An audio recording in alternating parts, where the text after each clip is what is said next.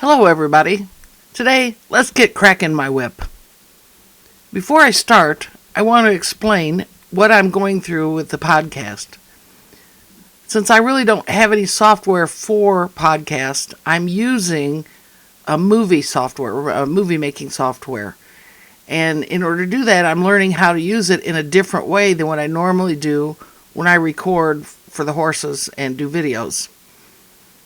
I've been experimenting, and I'm going to start working on taking and adding pictures and videos of the horses and the dogs and whatever else I'm talking about if I have pictures. And I'm also going to try maybe putting short snippets of videos. I've decided that I needed to change the color every day of the heading of the podcast so you don't get them confused. They are numbered. But that's my public service announcement for the day. So if you have any ideas that are helpful or suggestions, let me know, because one of the suggestions I got was it was hard to tell day one from day two except from a small little podcast thing. Okay, my subject for today is my hounds. Well, in reality, they're my dog family. We don't treat them like hounds or even really dogs for that fact. And I want to explain where we live. We have 40 acres, which includes our house and the barn and the rescue area. And it's surrounded by 1,000 acres of state land. So we're fairly isolated where we live.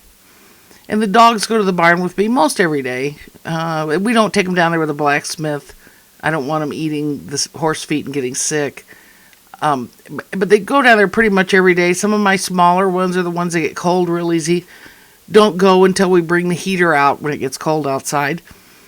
But most of the time they're with me, and it's a chore to get outside. Mark has to help me. The dogs are all anxious. They want to go, and they get excited, and they would kind of fight. So I ended up putting them in the truck and driving them down to the barn and driving them back so we don't have that where we walk for several minutes and they're fighting. It just gets to be too much for me. So the dogs have pretty well got me trained. They get in one door, they know which door they get in, and they ride down to the barn, which, believe me, is not far. We have several dogs. We have a couple Great Danes, we have a Jack Russell, we have a Doberman, I have a Yorkie, and they're all different sizes, and they have been over the years. I've had several different breeds of dogs.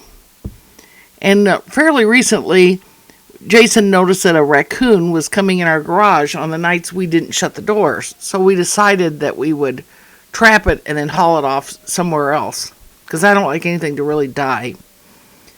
So Jason put up a trap with some kind of smelly cat food, and of course it didn't work. We didn't catch a raccoon. I don't know if it was just visiting or whether he just had better taste than smelly cat food. And Jason went off working at a show with Howie Schatzberg, and he was not here.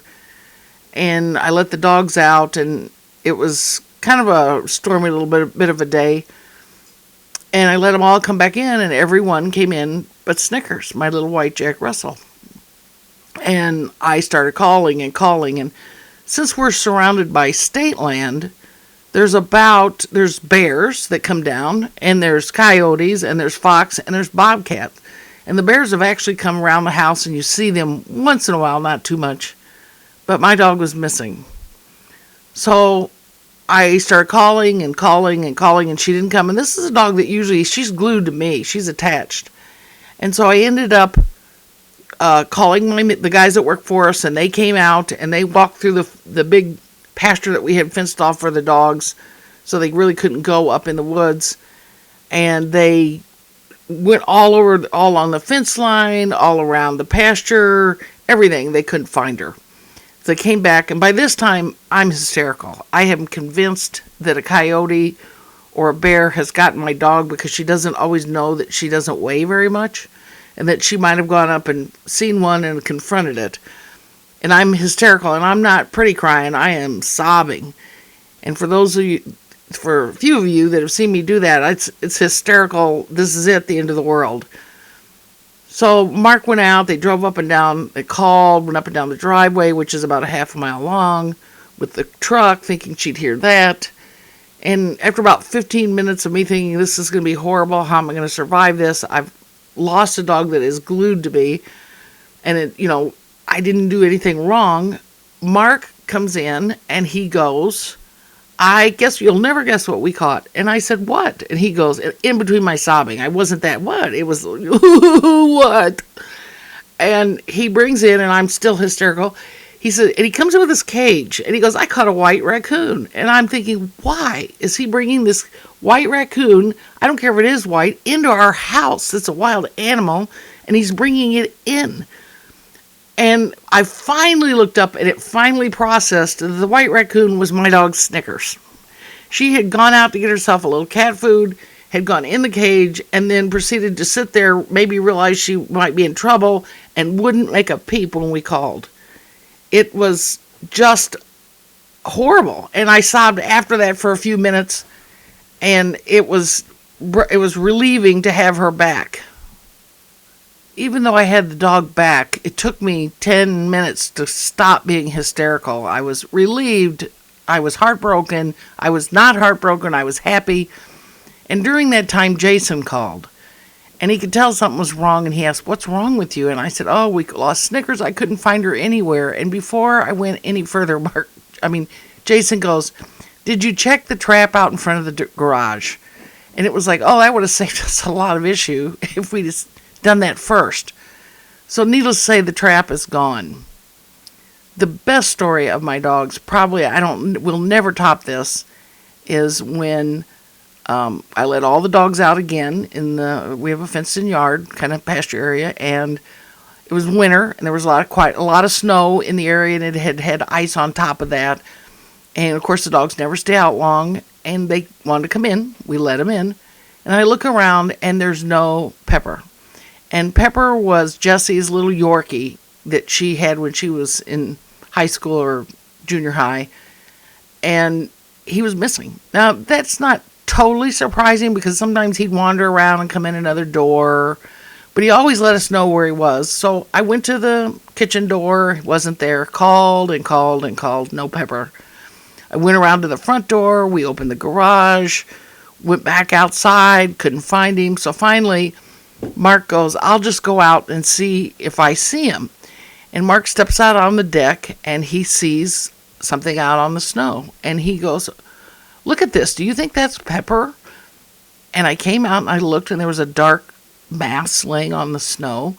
And I thought, oh, my God, Pepper's dead. He's out there. He's dead. He was older, and I worried about him, but I didn't think he'd just die like that. And so Mark started to go out, and he's got a bad knee that needed surgery and still does. And he went out and stepped into that snow and got about 2 big steps out there. And it was about up to his knees, and he couldn't walk anymore. He couldn't, with his bad knee, he couldn't. So I thought, oh, I'll go out and help him. And I thought, well, no, I'm just as bad. I'll get stuck before I even get to him. So he turned around, and I kind of grabbed his hand a little bit when he needed it and helped him. He got in, but Pepper was still laying out in the yard, not moving.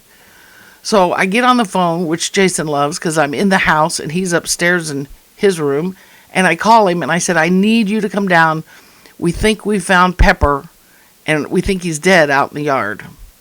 So Jason comes downstairs and he has his boots on. And he goes out in that snow, and it's really hard to get out in that yard because it was almost up to his knees.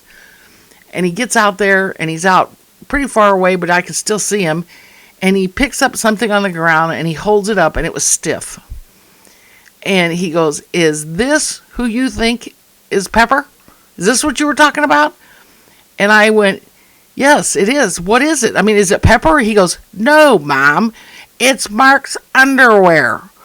One of our dogs had taken Mark's underwear outside and then dropped it, and it froze. So it looked like he was holding black underwear flag out in the yard, and Pepper miraculously showed up at the kitchen door where I was before and was wondering what the heck everybody was all upset about because he was right there wanting in, and how dare us not let him in when he wanted in. Jason's probably ready to kill us. He's living now with old people and everything weird. We send Jason out, and Pepper was fine and didn't have any more problems. There was just our imagination running wild with us. I want to thank everyone for tuning in and listening to my stories, whether they're odd or happy or sad. And we'll continue doing this. If you have any suggestions, I'm going to take one from Liz Kinney and change the look of the front of the page. But if you have any suggestions, let me know. And I really enjoy doing this. Talk to you later.